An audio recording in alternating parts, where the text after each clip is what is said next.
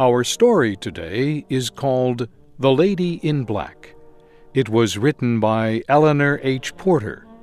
Here is Faith Lapidus with the story. The house was very still. In the little room over the porch, the lady in black sat alone. Near her, a child's white dress lay across a chair. On the floor at her feet lay a tiny pair of shoes.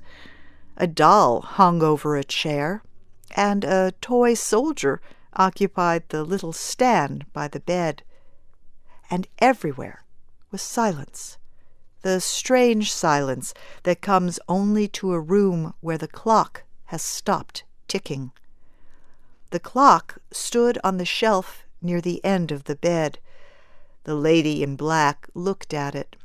She remembered the wave of anger that had come over her when she had reached out her hand and silenced the clock that night 3 months before. It had been silent ever since, and it should remain silent, too. Of what possible use were the hours it would tick away now? As if anything mattered, with little Kathleen lying out there white and still under the black earth. "Mother!" The lady in black moved restlessly and looked toward the closed door. Behind it, she knew, was a little boy with wide blue eyes who wanted her. But she wished he would not call her by that name. It only reminded her of those other little lips, silent now. "Mother!"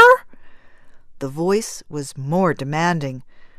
The lady in black did not answer. He might go away, she thought, if she did not answer. There was a short silence, and then the door opened slowly. "Peek!" It was a cry of joyful discovery, but it was followed almost immediately by silence. The unsmiling woman did not invite him to come near. The boy was unsteady at his first step. He paused, then spoke carefully. "I's here?" It was maybe the worst thing he could have said. To the lady in black, it was a yet more painful reminder of that other one who was not there. She gave a sharp cry and covered her face with her hands. "Bobby! Bobby!" she cried out in a release of unreasoning sadness. "Go away! Go away! I want to be alone! Alone!" All the brightness fled from the boy's face. His eyes showed a feeling of deep hurt. He waited, but she did not move. Then, with a half-quieted cry, he left the room.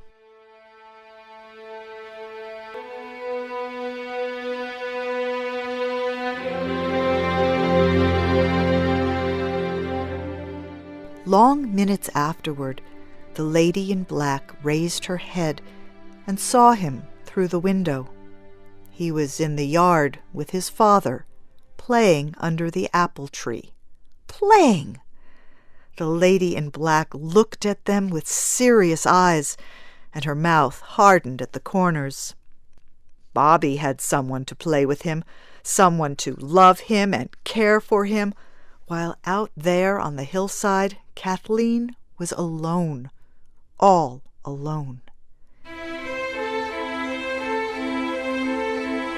With a little cry, the lady in black sprang to her feet and hurried into her own room. Her hands shook as she pinned on her hat and covered herself with her black veil. But her step was firm as she walked downstairs and out through the hall. The man under the apple tree rose hurriedly and came forward. "Helen, dearest, not again today," he begged. "Darling, it can't do any good." "But she's alone, all alone. You don't seem to think. No one thinks. No one knows how I feel. You don't understand. If you did, you'd come with me. You wouldn't ask me to stay here," choked the woman. "I have been with you, dear," said the man gently. "I've been with you today and every day, almost since she left us. But it can't do any good, this continuous mourning over her grave. It only makes more sadness for you, for me, and for Bobby. Bobby is here, you know, dear." "No, no, don't say it," cried the woman wildly. "You don't understand. You don't understand." And she turned and hurried away, followed by the worried eyes of the man and the sad eyes of the boy.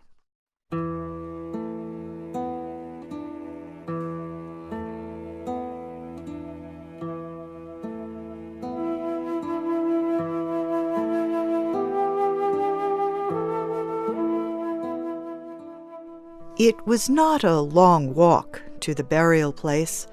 The lady in black knew the way, yet she stumbled and reached out blindly. She fell before a little stone marked Kathleen. Near her, a gray-haired woman, with her hands full of pink and white roses, watched her sympathetically. The gray-haired woman paused and opened her lips as if she would speak. Then she turned slowly and began to arrange her flowers on a grave nearby. The lady in black raised her head. For a time she watched in silence. Then she threw back her veil and spoke. "You care too," she said softly. "You understand. I've seen you here before, I'm sure. And was yours a little girl?" The gray-haired woman shook her head. "No, dearie, it's a little boy. Or he was a little boy 40 years ago." "40 years? So long! How could you have lived 40 years without him?" Again the little woman shook her head. "One has to, sometimes, dearie. But this little boy wasn't mine." "But you care. You understand. I've seen you here so often before." "Yes. You see, there's no one else to care. But there was once, and I'm caring now for her sake." "For her?" "His mother." "Oh." It was a tender little cry, full of quick sympathy. The eyes of the lady in black were on the stone marked Kathleen. "It ain't as if I didn't know how she'd feel," said the gray-haired woman. "You see, I was nurse to the boy when it happened, and for years afterward I worked in the family, so I know. I saw the whole thing from the beginning, from the very day when the little boy here met with the accident." "Accident?" It was a cry of concern and sympathy from Kathleen's mother. "Yes, it was a runaway, and he didn't live 2 days." I know," choked the lady in black. Yet she was not thinking of the boy and the runaway horse accident. "Things stopped then for my mistress, and that was the beginning of the end. She had a husband and a daughter, but they didn't seem to be important, not either of 'em. Nothing seemed important except this little grave out here. She came and spent hours over it, bringing flowers and talking to it." The lady in black raised her head suddenly and quickly looked into the woman's face. The woman went on speaking. "The house got sadder and sadder. She didn't seem to mind. She seemed to want it so. She shut out the sunshine and put away many of the pictures. She sat only in the boy's room, and there, everything was just as it was when he left it. She wouldn't let a thing be touched. I wondered afterward that she didn't see where it was all leadin' to, but she didn't. Leading to? The voice shook. Yeah, I wondered she didn't see she was losing 'em, that husband and daughter, but she didn't see it. The lady in black sat very still. Even the birds seemed to have stopped their singing. Then the gray-haired woman spoke. So, you see, that's why I come and put flowers here. It's for her. There's no one else now to care, she sighed, rising to her feet. But you haven't told yet what happened, said the lady in black softly. Oh, I don't know myself, really. I know the man went away. He got something to do travelin', so he wasn't home much. When he did come, he looked sick and bad.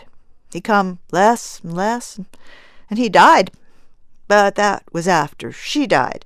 He's buried over there beside her and the boy. The girl, well, nobody knows where the girl is. Girls like flowers and sunshine and laughter and young people, you know.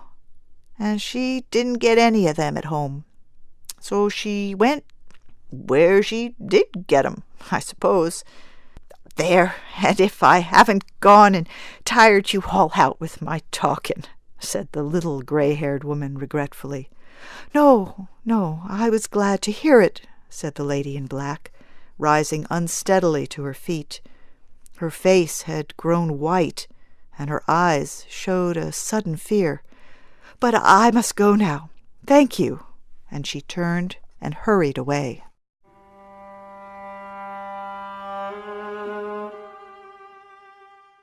The house was very still when the lady in black reached home. She shivered at its silence. She hurried up the stairs, almost with guilt. In her own room, she pulled at the dark veil that covered her face. She was crying now, a choking little cry with broken words running through it. She was still crying as she removed her black dress. Long minutes later, the lady, in black no longer, moved slowly down the stairway. Her eyes showed traces of tears, but her lips were bravely curved in a smile. She wore a white dress and a single white rose in her hair. Behind her, in the little room over the porch, a tiny clock ticked loudly on its shelf near the end of the bed. There came a sound of running feet in the hall below. Then, "Mother! It's Mother! Come back!" shouted a happy voice. And with a little sobbing cry, Bobby's mother opened her arms to her son.